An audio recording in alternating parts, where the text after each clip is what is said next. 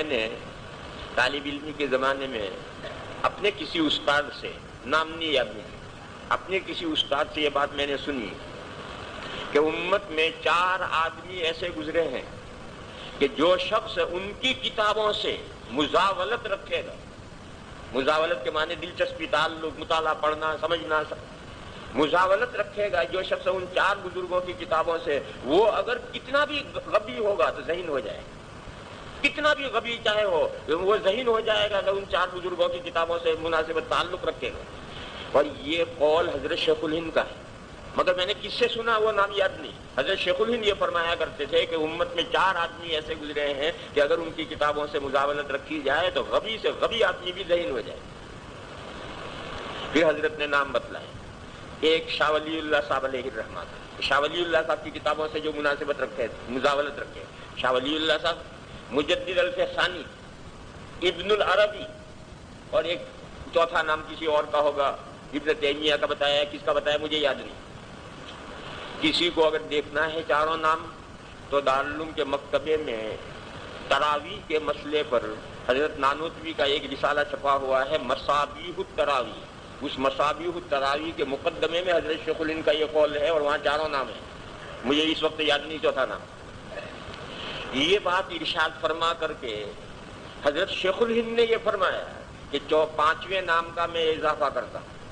اس میں یوں بھی ہو سکتا ہے کہ حضرت شیخ الہند نے 3 نام بتائے کہ ان 3 آدمیوں کی کتابوں سے جو مزاولت رکھے گا، اور فرمایا کہ چوتھے نام کا میں اضافہ کرتا ہوں، یوں بھی ہو سکتا ہے۔ حوالہ دیا میں نے وہاں دیکھو،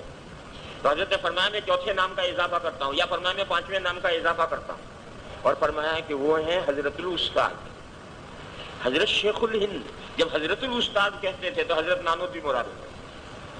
وہ حضرت نانوتوی قدس سرہ کی کتابوں کا یہ مقام ہے کہ جو شخص ان سے مزاولت رکھے گا وہ چاہے کتنا ہی غبی کیوں نہ ہو، ذہین ہو جائے۔ جب یہ میں نے اپنے طالب علم کے زمانے میں اپنے استاد سے یہ بات سنی تو میں نے سوچا کہ ان سب 4-5 آدمیوں کی کتابوں سے تو میں کہاں مزاولت رکھوں گا۔ طالب علم جو پڑھنا ہے، جو کتابیں اس سے درس سے متعلق ہے، اسی سے فرصت نہیں ملتی، تو اب میں 4-5 کی کتابیں کہاں سے حاصل کروں گا؟ آج تو کتابیں بھی بہت عام ہو گئی، ہمارے طالب علم میں کتابیں اتنی عام نہیں تھی، تو میں کہاں سے کتابیں حاصل کروں گا اور ساروں کی کیسے؟ تو میں نے سوچا کہ میں کوئی ایک آدمی پکڑوں، تو میں نے اپنے سلسلے کے 2 آدمی پکڑے، پہلے درجے میں حضرت نانوتوی، دوسرے درجے میں حضرت شاہ ولی اللہ کا، کیونکہ یہ ہمارے ہی سلسلے کے 2 بزرگ ہیں۔ ابن العربی، حضرت مجدد الفسانی، ابن العربی تو ہمارے سلسلے میں کہیں ہے ہی نہیں،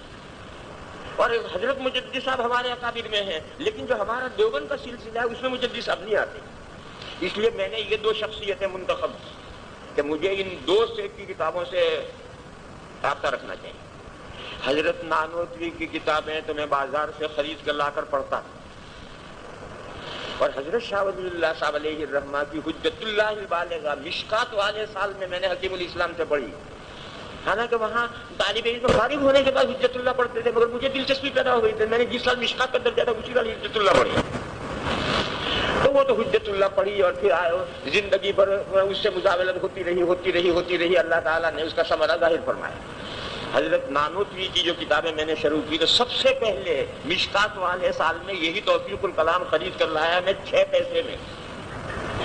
میرا نسخہ ہے اس پر لکھا ہوا ہے کہ 6 پیسے میں خریدی، یعنی 1.5 آنے میں وہ کتاب میں خرید کر لایا، 16 صفحے کی کتاب ہے، اور میں نے یہ مشکات والے سال میں نے سب سے پہلی حضرت نانوتوی کی یہی کتاب پڑھی ہے۔ میں نے یہ سوچا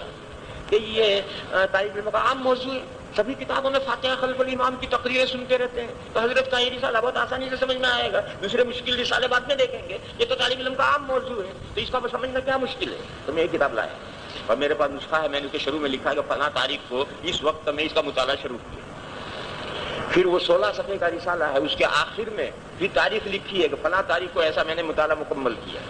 تو میں نے اس کا مکمل مطالعہ کیا ہے 20 دن میں، 20 دن میں یہ 16 صفحے دیکھیں مطالعہ کیا ہے، اور آخر میں یہ جملہ میں نے لکھا ہے کہ میں اس کتاب میں سے ایک حرف